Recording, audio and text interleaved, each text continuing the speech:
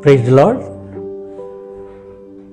I greet you all in the precious name of our Lord Jesus Christ. And I trust that you are all moving in the right direction towards our goal, that is Kingdom of God.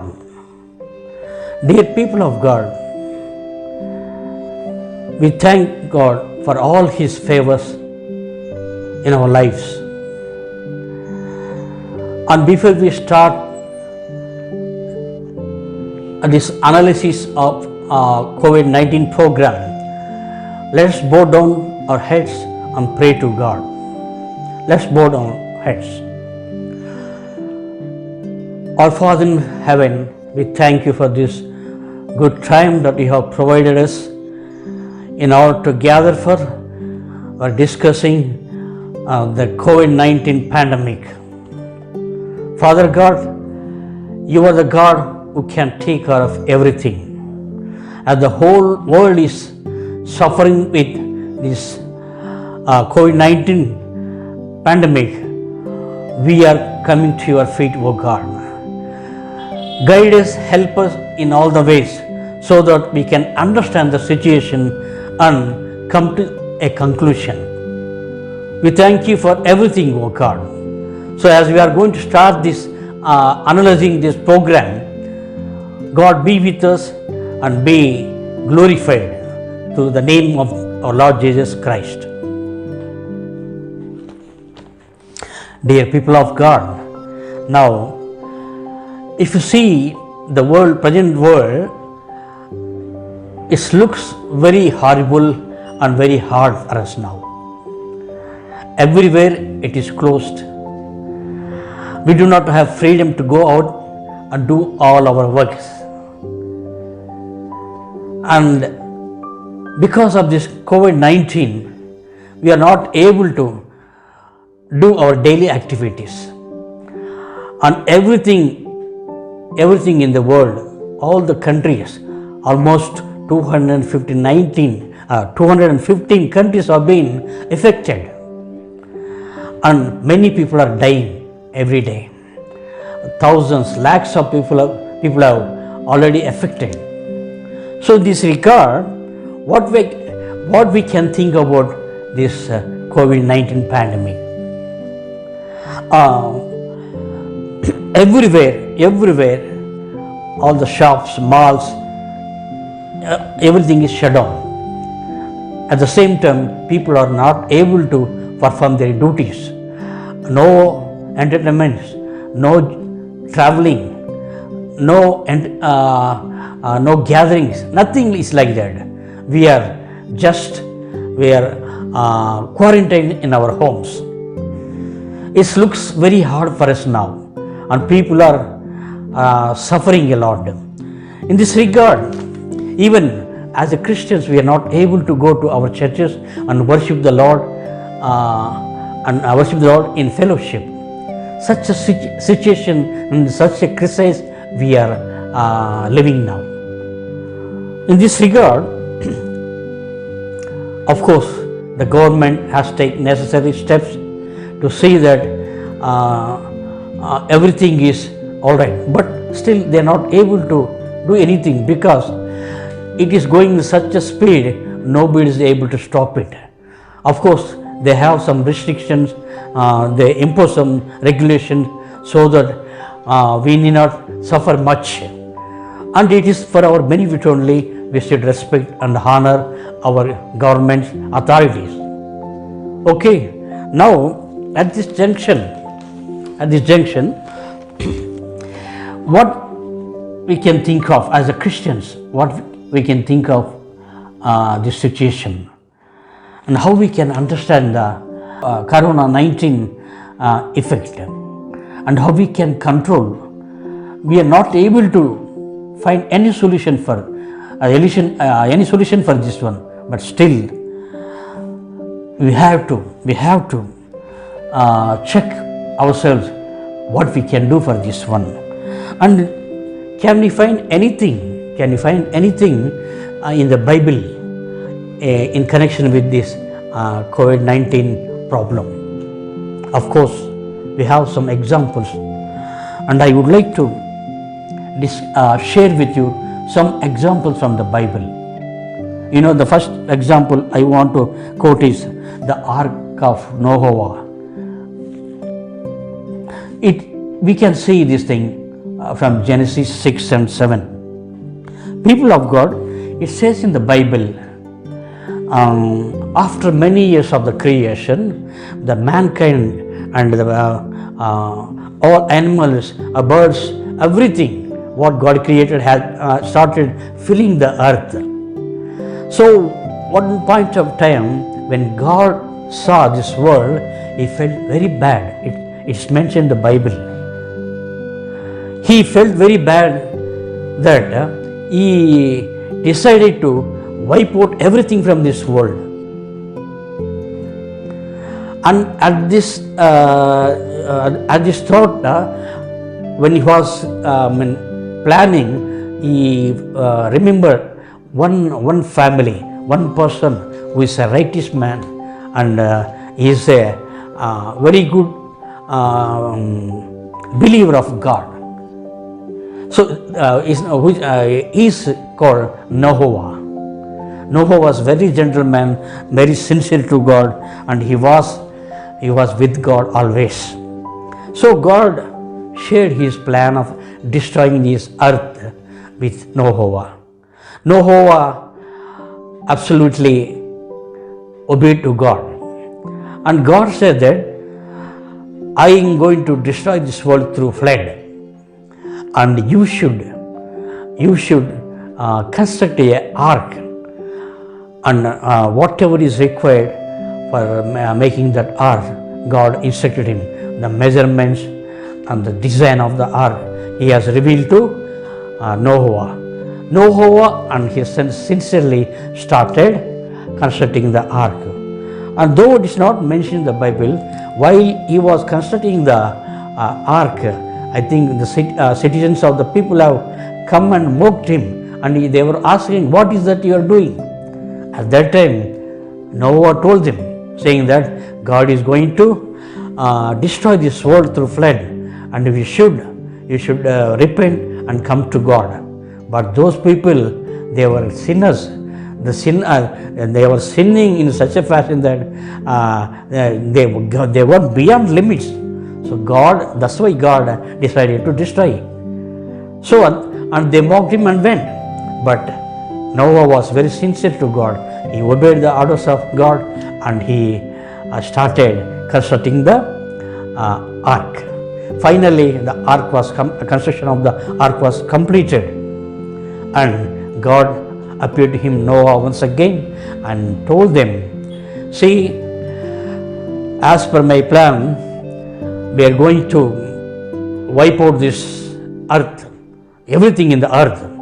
So you take a pair of all kinds of animals, creatures, birds, everything in this world into the ark. So accordingly, of course, as God's planned, all animals, birds, and all types of creatures, everything went inside. And finally, God told Noah to go inside. And after going there, he asked him to close the door. So now, in the ark, only Noah family and all birds, creatures, animals, every kind. So all they quarantined. They all quarantined in the ark. So for 6 months, it was quarantined, and they did not try for anything. Only they were inside the ark, they were praying, and they were looking after all the animals, birds, and whatever is inside. And after 6 months, after 7 days, God made waters to come on earth, and it was flooding like anything, and the earth was filled with water, everything submerged, and the ark raised to the height of 15 feet from the surface. And after 6 months, it landed on a mount called Ararat. At that time, God asked them to come out, and they came out, and everything was new. The old generation, old earth, everything is destroyed, and God made him to have a new generation. Here, my dear people, I want to highlight that. And the people have committed sin beyond the limits. God's anger arose and he destroyed everything. He punished the people. In the like manner, we can also see some more example. That is, we know that if you see Exodus, Israelites were under the slavery of Egypt people. And I think we know the life history of Joseph. Joseph was the second last son to Jacob. He had 12 sons, they were called Israelites. They came when there was a famine in the Canaan land.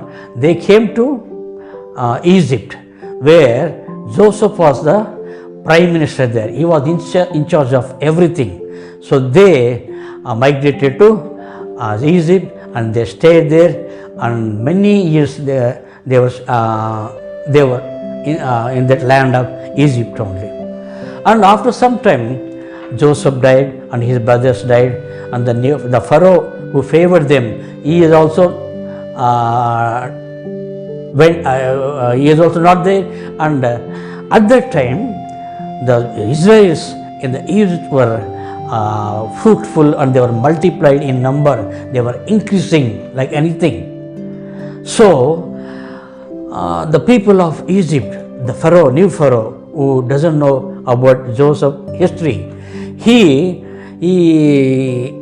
felt jealousy about this Israel's development. So he wanted to punish these people. So he decided to put them as slaves under them. So they started acting shrewdly with the Israelites. Finally, for about 430 years, Israelites were under the slavery of Egypt. They cried out to Lord finally. Lord, and God heard their misery and their suffering, and he decided to deliver them from the slavery of Egypt. So he chosen two leaders. One is Moses and his brother Aaron. So he revealed that his plan to these people, these leaders, and they went to Pharaoh and asked them that our people should be relieved so that they can go to forest and celebrate a festival, praising and worshipping their God. But Pharaoh's heart was hardened, because God only made him like, because God wants to show his power. So finally, in order to deliver these Israelites from the slavery of Egypt, God has to send 10 pestilences. 10 pestilences. Pestilence are, we can say, punishment, what we can say, he punished with the 10 pestilences. So finally, Pharaoh suffered like anything, and he could not sustain the power of our God. So finally he relieved them. And Israelites, after relief from the Egypt, they came out and they were traveling towards the place called Canaan, their home country. So when they came near this Red Sea, there's no way for them. And Moses has to pray to God. Moses prayed, and God asked him to put stick on the water and pray. Then the water was divided, and there was a way to Israelites. They went happily. But meanwhile, once again, this Pharaoh heart was hardened, and he sent his armies to chase them. So while chasing, they came near Red Sea, and they also tried to go into the water. But when they came to the middle, God closed the water, and the Red Sea was closed, and all Pharaoh and his all army and his people were died in the waters. So here also I want to highlight that God punished the people. One side he has saved his chosen people, the other side he has punished the other people, the evil people who made suffer this is Israel people. Okay, now apart from these two examples, I have also some 2-3 examples where during the journey of their journey in the wilderness, these Israelites made many mistakes or committed sin, so that God once again punished them with these plagues and pestilences. So I want to quote 1 or 2-3 examples like that. So in the wilderness, Israel's made journey 40 years in order to reach the promised land. So during their journey, many times Israelites they troubled their leaders Moses and Aaron, saying that when they were in Egypt, they were comfortable, they had everything, and now they don't have anything, as if they don't have anything. But God, of course, during their journey, God gave water from the rock. Again he gave manna as a food, and again when they craved for the meat, God gave quails as a meat for them. But still those people are very ignorant. They were rebelling against the leaders. And I just want to quote 1 or 2-3 examples.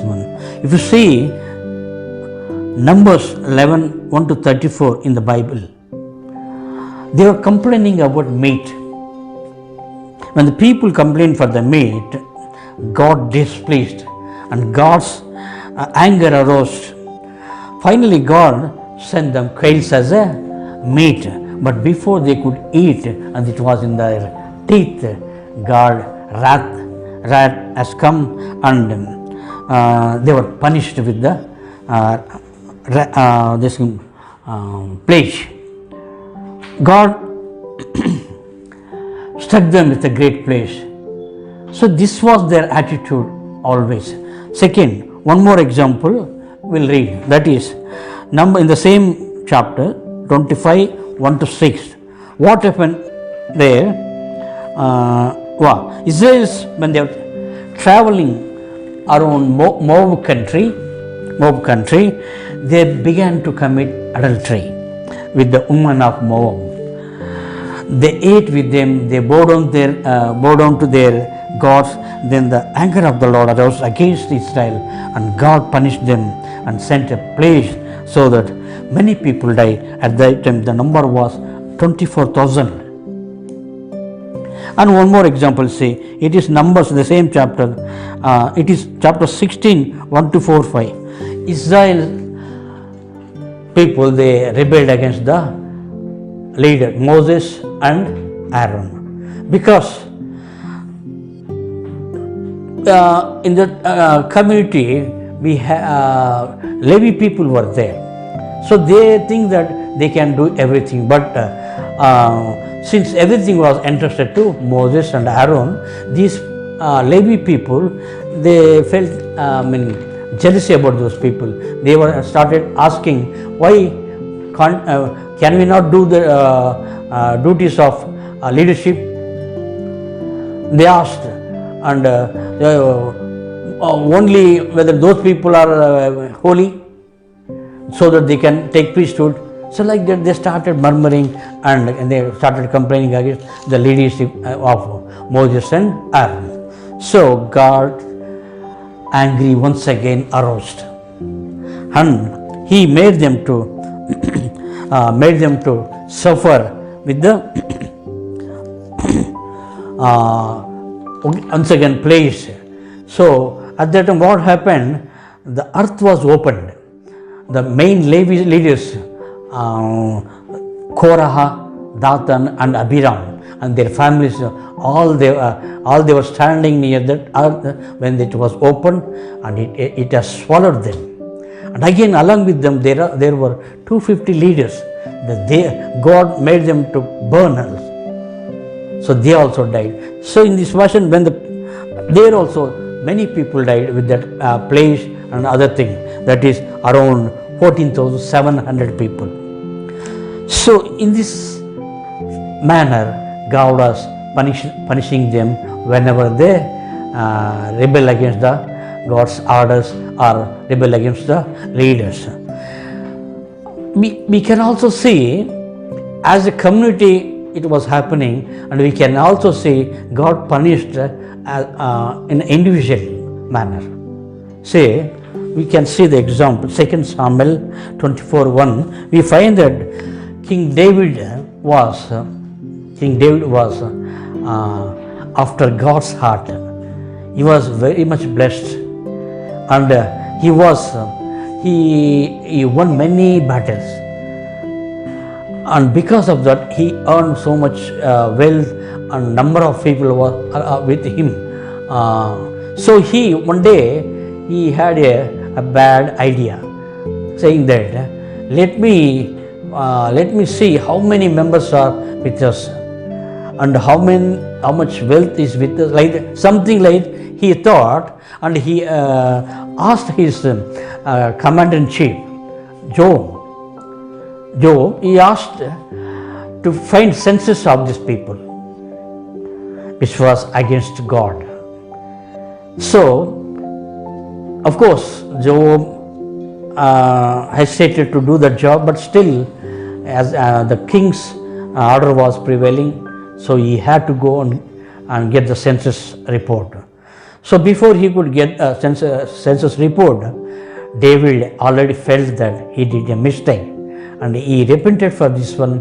And at that time, of course, God already has sent a message to David, saying that I want David should be punished, and he gave 3 options. Options are like this: 7 years famine in the country. David has to accept this one, the first one. Or 3 months fleeing from the enemies. Again, the third was a place in the land of David for 3 days. So David has to accept one of these one. There's no other go. So David thought that, see, when I opt for 2 options, above 2 options, I may die in the hands of foreigners. I do not want that one. Let me die in the hands of my God only. So he opted for the third option, that is 3 days place in his country. So the place was there, and the people died in that place was 70,000. Horrible one. So God will not leave any person. He may be a servant, or he may be a believer, anybody. So we should try to fulfill the will of God always. That is there. Dear people of God, what truth we can derive from this? What truth we can derive from this? So one thing, God is loving more.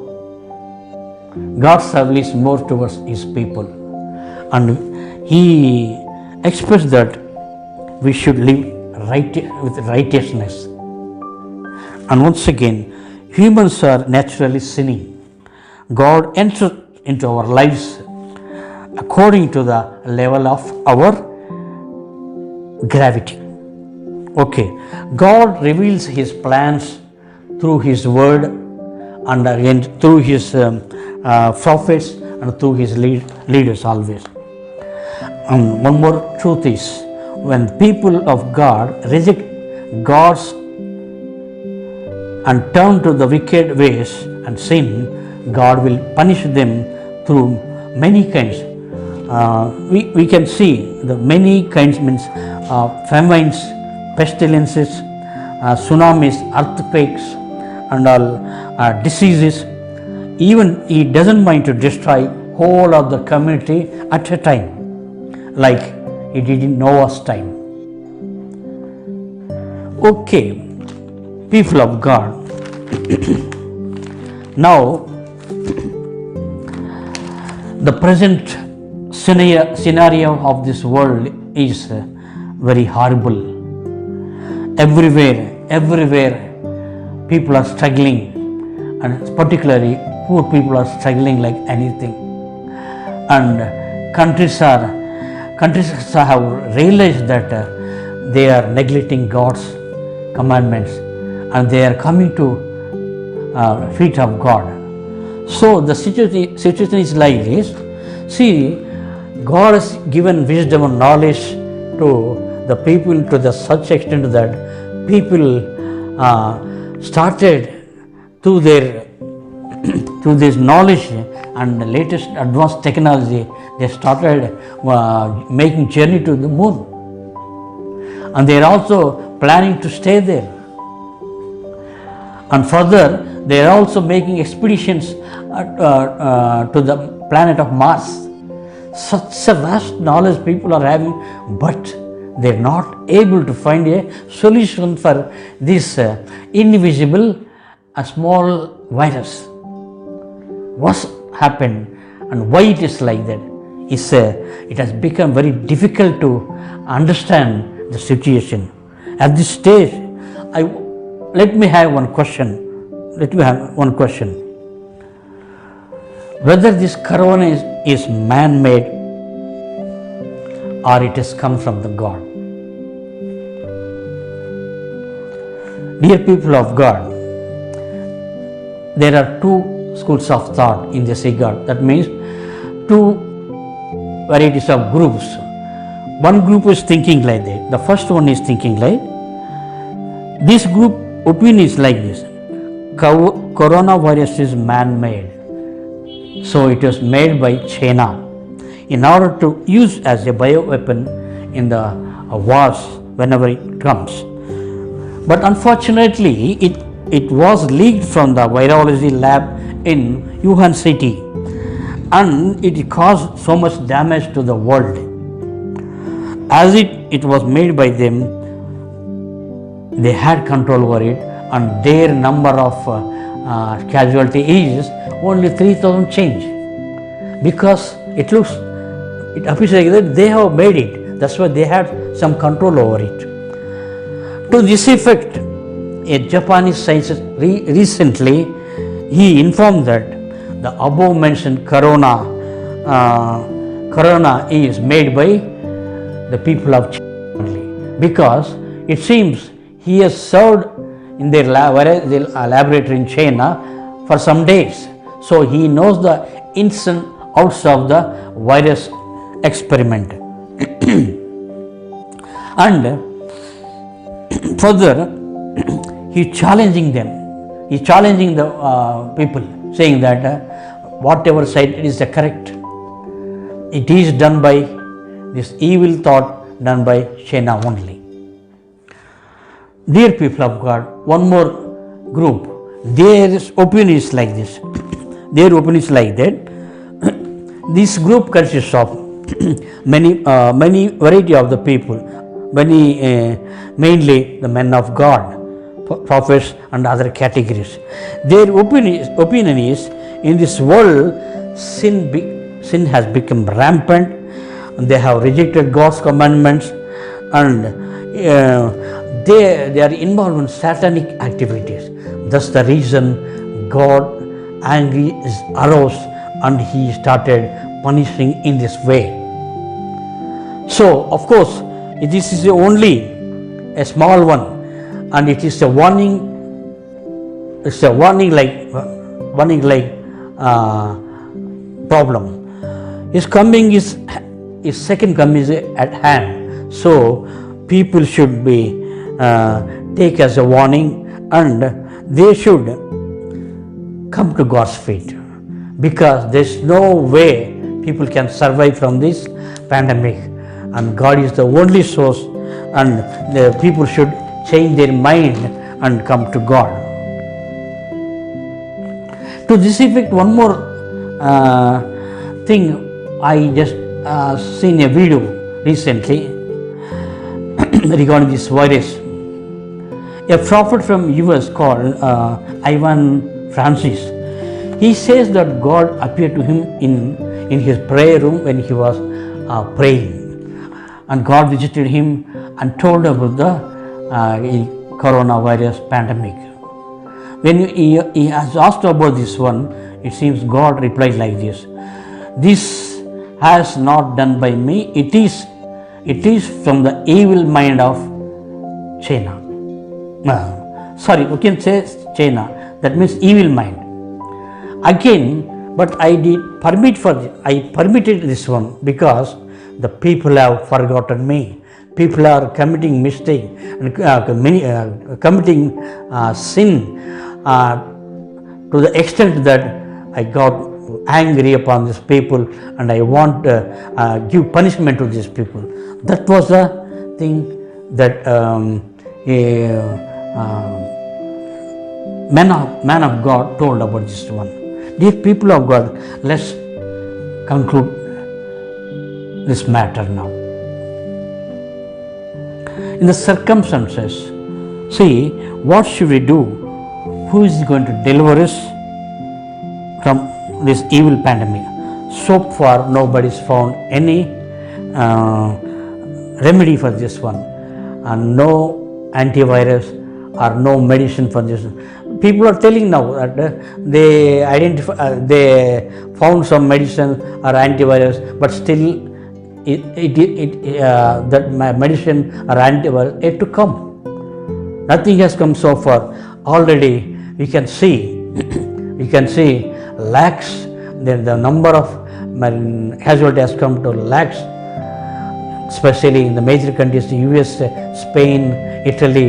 Oh, we can't imagine the pandemic it has gone to such extent that people are unable to bear that now. Now, dear people of God, now we have to fight with this. We have to fight with this coronavirus, and we have to win the battle. How we can do it? In order to win this battle, we have to wear some weapons. 4 types of weapons.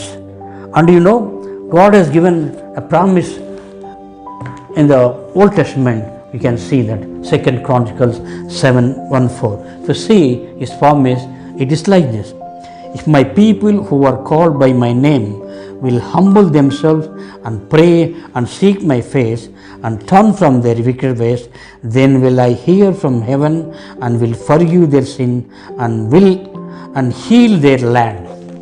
So accordingly, we can remember God's promise, and as I said just now, we have to fight this corona with 4 weapons. Number 1 is we have to humble ourselves in front of God. The second point is we have to pray for the forgiveness. We have to pray to God that we should be forgiven. And the third point is seek His presence. Seek His presence always. And the fourth point is we have to totally turn from our wicked ways. If we perform all this, definitely God is going to listen our prayers. We have to repent regarding our sins. Then only God is able to forgive us and heal our land. Dear people of God, I have been observing these things since 3 months, and in my heart I felt that I should share with my views with you people. In some points it may be relevant, and some point somewhere it may not be relevant, but still one thing is sure, that we should depend upon God. We should kneel down and pray God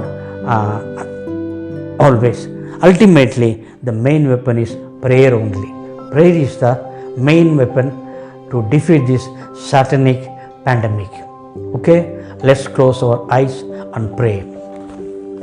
Father God, thank you for giving this good time that we could gather and discuss about the Corona-19 pandemic, oh God. Father God, many people have died. Thousands, lakhs are affected. And though 6 months have been elapsed, nothing has come out. Nobody could find any remedy for this one. And people are already realizing that they have forgotten you, God. They have forgotten, they neglected your commandments. That's the reason, O God. Now the people have already realized they are coming to your feet, O God. O God, as you promised, if the people come to you with humbleness, you are going to listen to their prayer and forgive them, O God. O God, we are your children. When you said, neither you forsake nor leave anybody, O God.